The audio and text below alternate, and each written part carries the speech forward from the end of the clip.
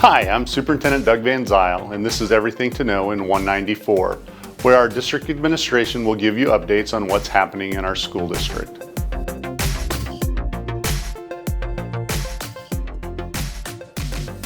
This year, one of the most common questions we've received is how legislative action will impact the funding of our school district. The state of Minnesota recently passed the Omnibus Education Finance Bill, which provides a funding increase of 4% next year and 2% the following year for public schools. This bill also provides much more funding for special education, which has been historically underfunded. And it provides school boards the option of renewing expiring operating levies one time. These are issues that Minnesota school districts have lobbied for over decades, and it is the most we've ever received from the state. However, it's important to know that this new funding is accompanied by restrictions on how these funds can be used. Additionally, there are several new mandates that were passed as part of the Omnibus bill, and the funding implications for these items are still unclear.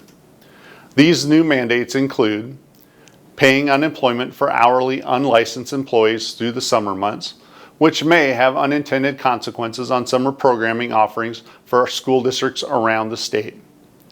Changes to family leave, the READ Act, which requires substitute coverage for professional development time and new curricular resources. And new items like class size and e-learning requirements must now be negotiated. Executive Director of Business Services Bill Holmgren gave an update to the Board of Education on May 23rd about what we know so far and when we can expect to know more about how this will affect the Lakeville Area Schools budget. A recording of this presentation can be found on the district's website and our YouTube channel. While we have balanced our budget for the next school year, the district will be working on a long-term finance plan to ensure our financial stability, which impacts our ability to support our students. This includes convening a finance advisory council to ensure community understanding and participation in the district's financial planning. In the short term, we do have an operating levy that was approved by the voters in 2013 that will be expiring this year. The Board of Education will be holding a public comment opportunity and considering action to renew this expiring levy during a special session on June 13th. This renewal would have no tax increase to our residents. The district is also considering a new levy request in order to staff Highview Elementary opening in the fall of 2024. We are currently conducting a community survey to further assess community values and the potential levy components. If you get a call, I encourage you to participate. Survey results and recommendations will be presented to the Board of Education on June 20th. Before everyone goes off for summer break, visit our website for helpful summer resources and ways to stay connected with the district throughout the summer. You can also visit our website to get a head start on your back-to-school checklist.